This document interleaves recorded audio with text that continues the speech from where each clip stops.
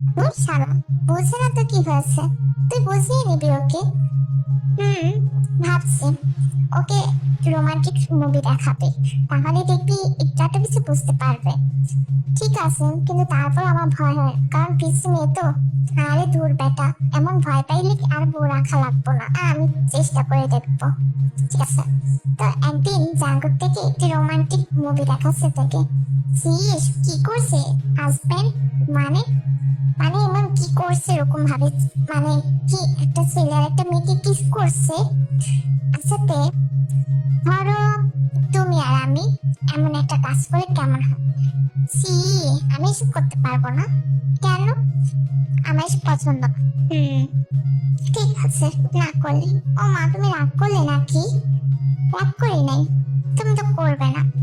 তো কি, তে জাঙ্কুকে ঠোঁটের কাছে ঠোঁটে নিয়ে আসে, আর জাঙ্কুক আর নিজেকে কন্ট্রোল করতে পারে না, তের উপর ঝাঁপিয়ে পড়ে। আর সেদিন তে আর জাঙ্কুকের মাঝে ওগুলো হয়ে যায়। তো তে আস্তে আস্তে বুঝতে পারে যে সে এসব স্বাভাবিক, হাজবেন্ডের বিষয় এসব হয়। জাঙ্কুকও থেকে মানিয়ে নিয়েছে।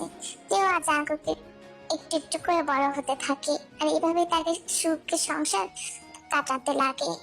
আর এই পিচ্ছি বউকে জাঙ্কুক তো এখন চোখে হারায়, মানে দেখে দেখে শুধু কাছে টান দেয়।